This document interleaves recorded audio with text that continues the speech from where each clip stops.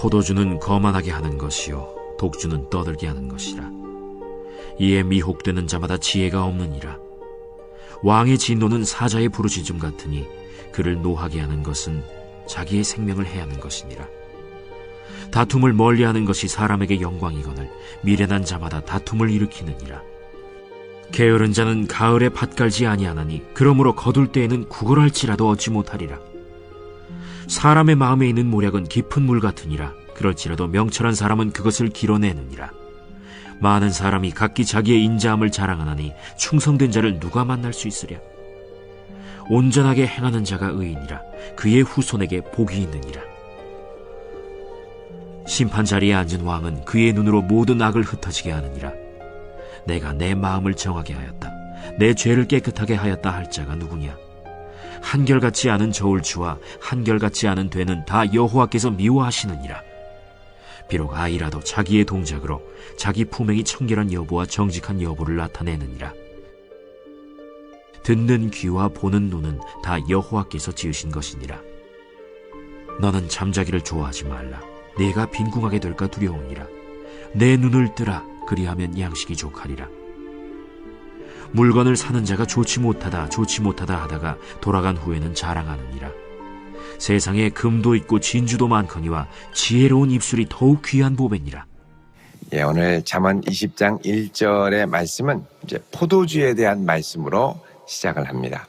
포도주는 거만하게 하는 것이고 독주는 떠들게 하는 것이다. 그렇죠. 여러분, 그 포도주라는 것 그리고 독주라는 것, 특별히 이제 이 술이라는 것은 사람을 이제 탐닉에 빠지게 만들죠. 중독에 빠지게 만드는 겁니다. 여기에 미혹되는 자마다 객기가 없다. 자, 거만하게 한다. 겸손한 마음을 없애고 온통 세상에 자기만 보이게 만든다는 것입니다. 또 독주, 독한 술이죠. 이제 포도주가 이렇게 이제 발효가 되면 이 발효된 포도주를 보통 이제 유대인들은 그대로 다 먹지 않고 이제 물을 타서 전체 이제 한 5분의 1 정도 이렇게 넣어서 희석해서 약하게 이제 보통 먹고, 이 희석하지 않은 원액, 요거를 이제 독주라고 이야기를 하죠. 그래서 보통 유대인들은 독주를 먹지 않고 희석해서 먹고, 특별히 하나님께 맹세를 한 나시리는 포도에서 난 건 일체 먹지 않도록 하나님께서 율법으로 규정을 하십니다. 그 이유는 혹여라도 포도 생각나면 포도주 마실까봐. 포도주 마시는 거는 이제 중독과 탐닉으로 가는 아주 이제 주요한 미혹 중에 하나였던 것입니다.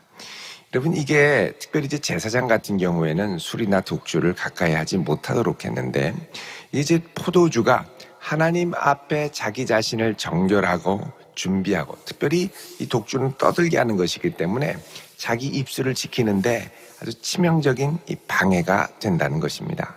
그래서 내 마음과 생각과 입술을 하나님 앞에 정결하게 겸손하게 드리기 위해서는 이제 포도주나 독주와 같이 나 자신을 무장해제시키고 중독에 빠지게 하는 것을 주의하라라고 말씀을 합니다. 여러분, 특별히 이 오늘날은 이 포도주, 술의 문제만이 아니라 사람을 이 중독과 탐닉에 빠지게 하는 것들이 많습니다. 도박 같은 것도 그렇죠.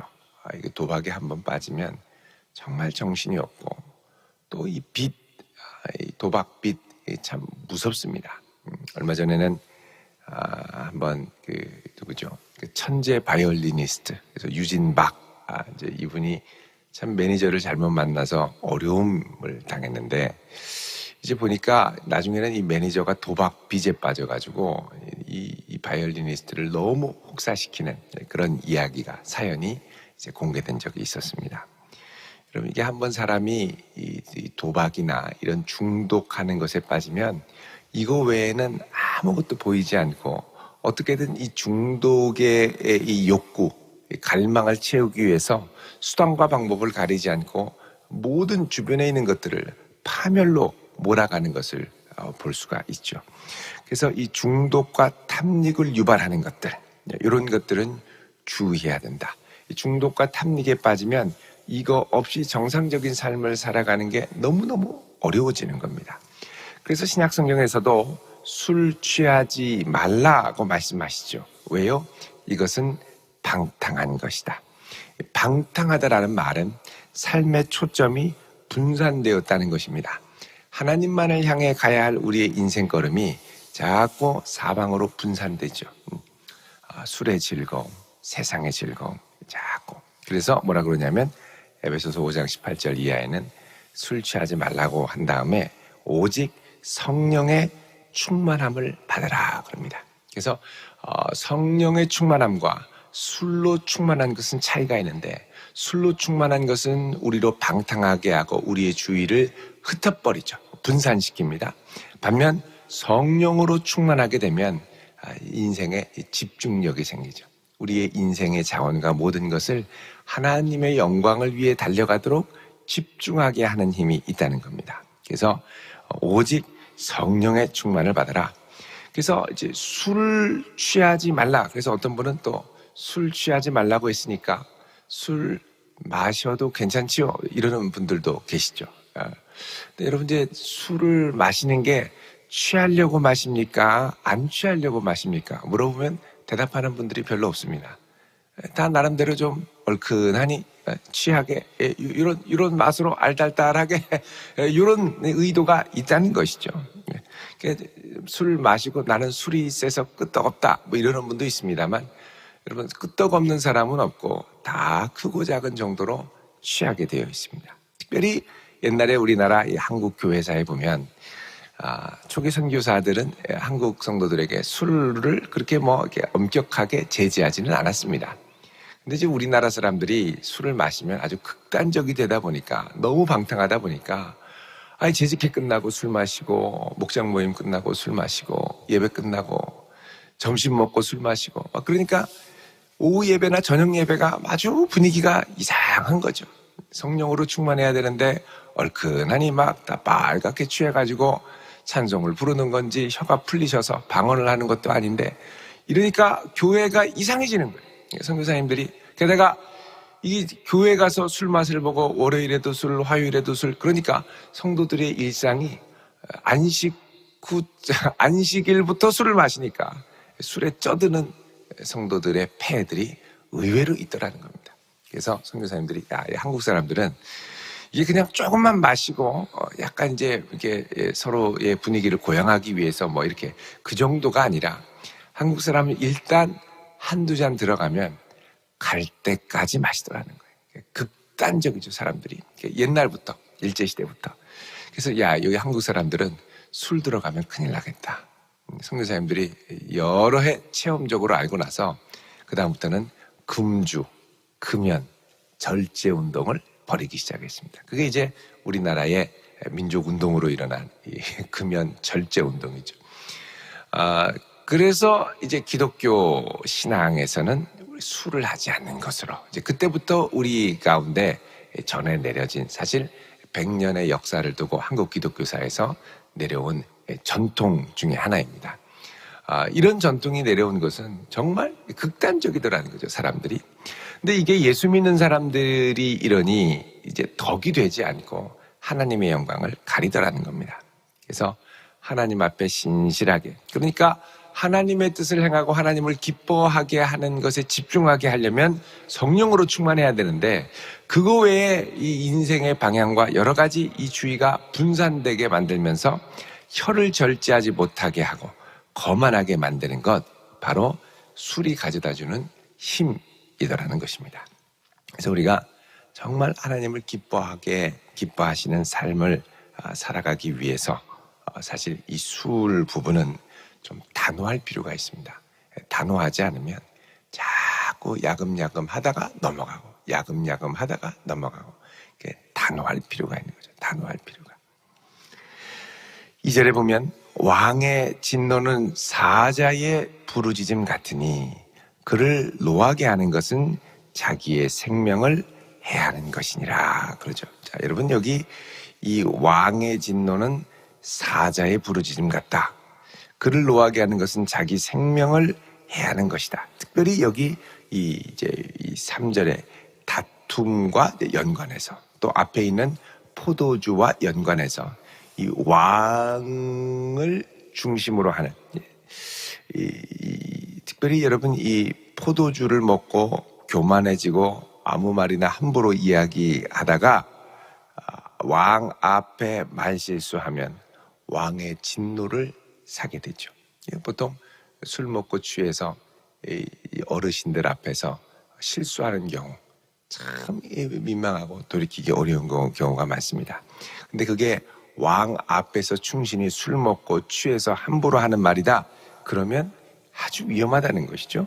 특별히 이게 3절의 다툼, 여기 다툼은 법정소송을 의미합니다. 이 법정소송 앞에서는 더더욱 주의해야죠.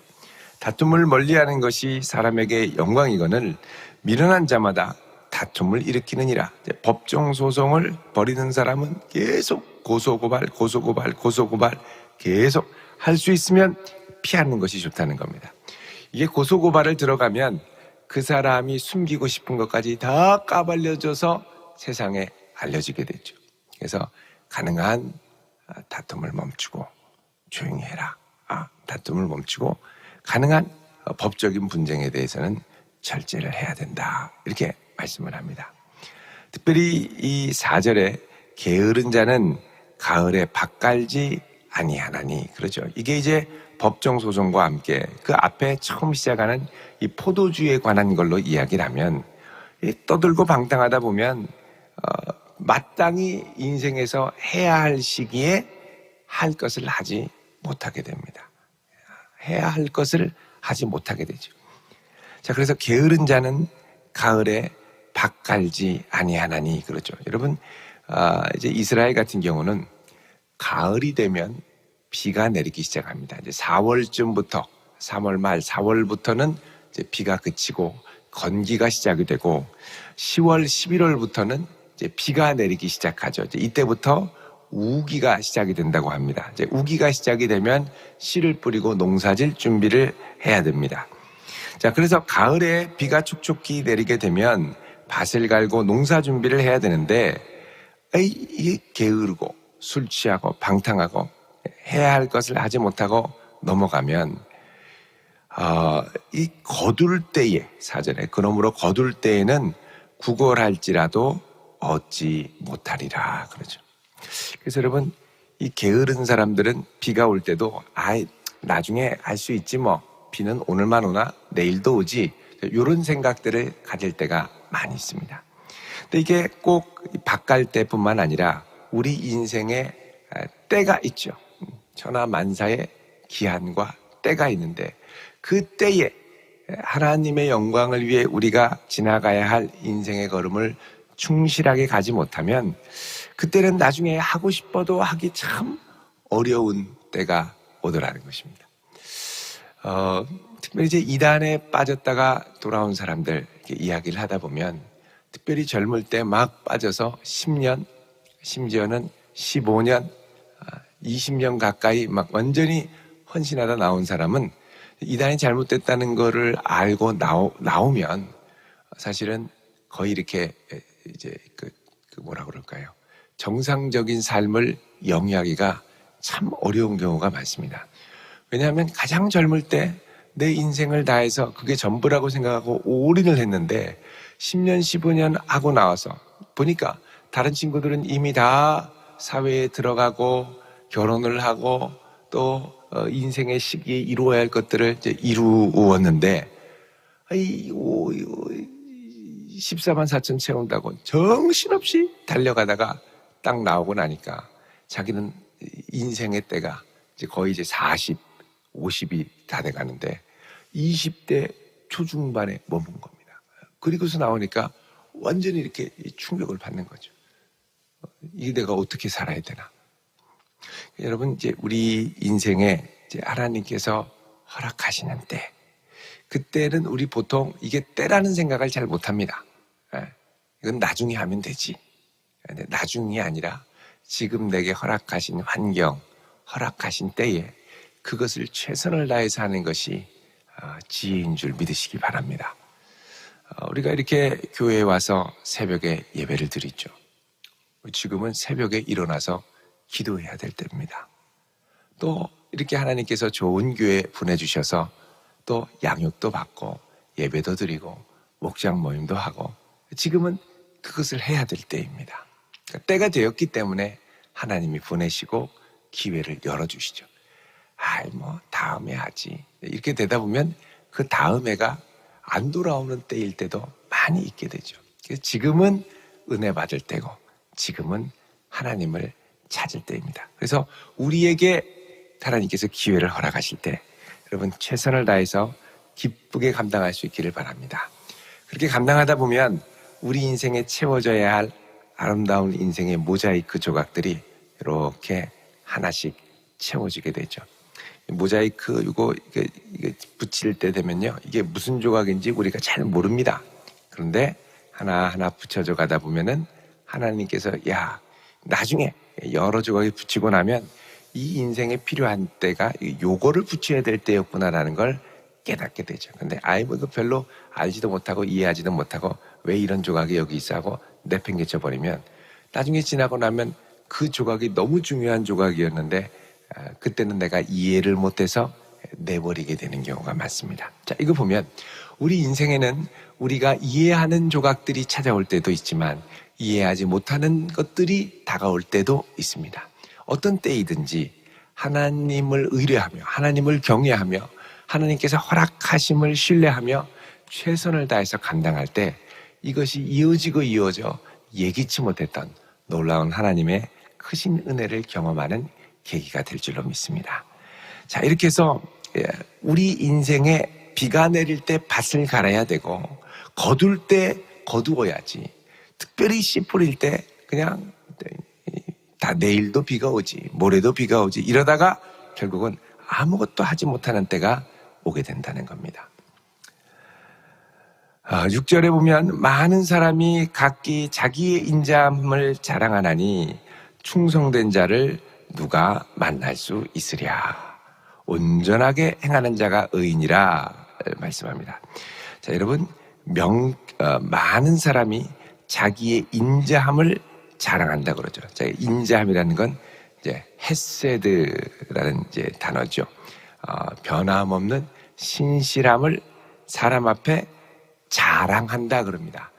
자랑하는 것과 실제로 인자를 베푸는 것은 다른 것이죠. 그러니까 내가 좋은 사람이다, 내가 괜찮은 사람이다, 내가 도와줄게, 내가 키워줄게, 많은 사람들이 자랑하고 이야기를 하지만 실제로 그렇게 신실하게, 여기 이제 충성되다라는 말도 신실하다 이런 말과 같은 말입니다. 이 충성된 자, 이제 직역을 하면 아멘 하는 사람, 아멘이 충성되다, 진실로 그렇다 그런 뜻이죠. 그래서 이게 이제 이 충성된다라는 말이 어근이 아만인데 여기서 아멘이 나왔습니다. 그래서 아멘 하는 사람을 누가 만날 수 있겠느냐? 다들 이렇게 저렇게 좋은 말은 많이 하지만 실제로 내가 마음을 다하여 신실함으로 살아내는 자는 찾기가 쉽지 않다는 겁니다.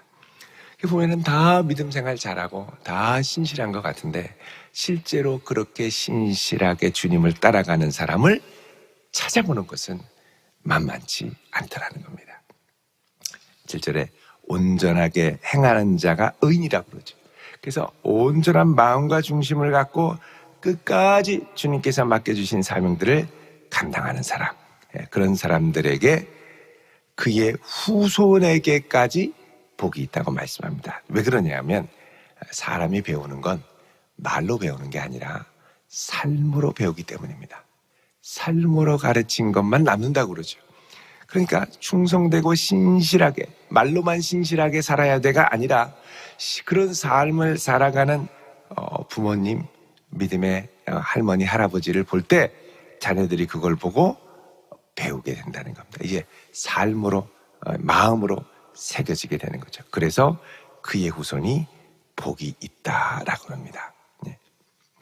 특별히 하나님께서 이제 우리의 중심을 보시는데 8절부터 보면 심판 자리에 앉은 왕은 그의 눈으로 모든 악을 흩어지게 하느니라. 자, 이건 이제 지도자, 특별히 왕, 심판을 할 때 보면 내가 심판받는 사람은 왕의 마음을 속일 수 있을 것 같지만 왕은 사방에 정보통이 있고 전체를 다 볼 수 있기 때문에 그 악한 계략이나 이런 것들을 잘 분별할 수 있다는 겁니다. 그래서 이제 이 땅의 왕도 이 세상에 있는 모든 것들을 잘 분별하고 악을 흩어지게 할 수 있는데 하다못해 하나님은 어떠시겠느냐라는 것이죠. 9절에 내가 내 마음을 정하게 하였다, 내 죄를 깨끗하게 하였다 할 자가 누구냐? 자, 나는 괜찮아요, 나는 깨끗해요 라고 하지만 왕도 이 세상의 악을 분별할 텐데 10절에 하나님은 어떻겠냐는 겁니다. 한결같지 않은 저울추와 한결같지 않은 되는 다 여호와께서 미워하시느니라. 그러니까 사람은 이 땅을 살면서 이 기준을 바꾸고 싶어하는 존재입니다. 나한테는 아주 낮게 적용하고 다른 사람한테는 높게 적용하고 내로남불이라고 그러죠.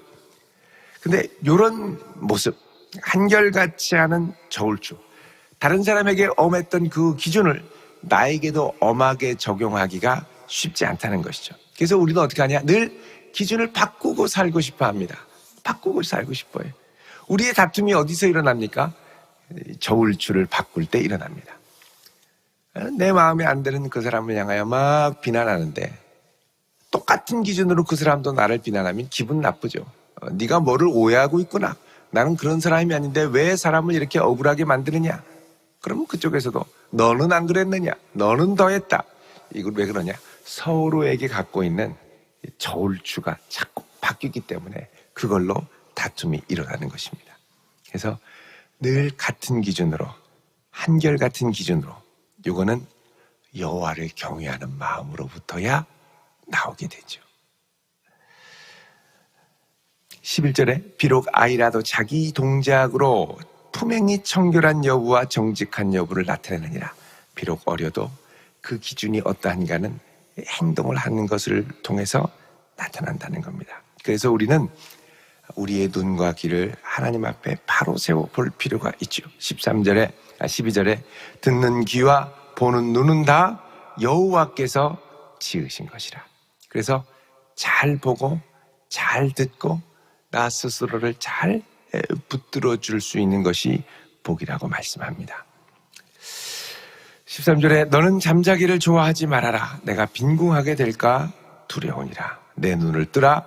그리하면 양식이 족하리라. 다른 말로 하면 너의 기준을 너무 완화하고 너 맘대로 만들지 말고 하나님이 주시는 때 자꾸 미루지 말고 벌떡 일어나서 지금이 하나님이 허락하신 때인 걸 믿고 하나님 앞에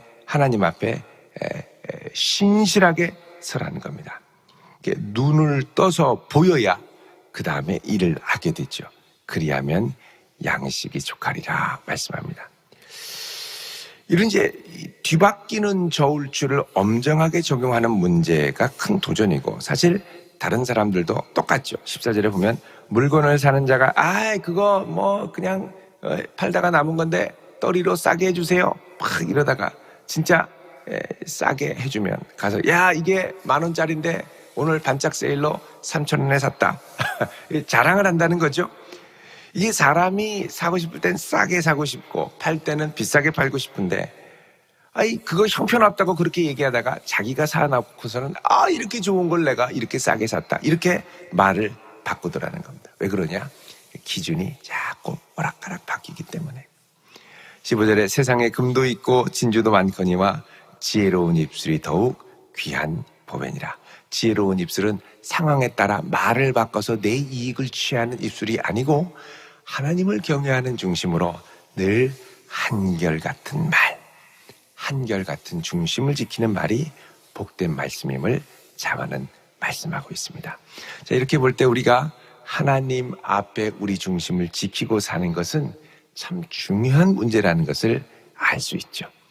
자꾸 우리의 마음과 기준을 방탕하게 분산시키는 것이 아니라 오직 성령의 충만함으로 우리의 삶의 중심을 하나님을 향하여 집중하는 복된 성도 되시기를 주의 이름으로 축원드립니다. 기도하겠습니다. 거룩하신 아버지 하나님, 오늘 이 한날 성령으로 충만케 하사 우리의 중심이 전적으로 주를 향하게 하시고 우리의 듣는 귀와 보는 눈을 열어주셔서 하나님 앞에 신실하고 진실되게 서게 하여 주옵소서. 예수님 이름으로 기도하옵나이다. 아멘.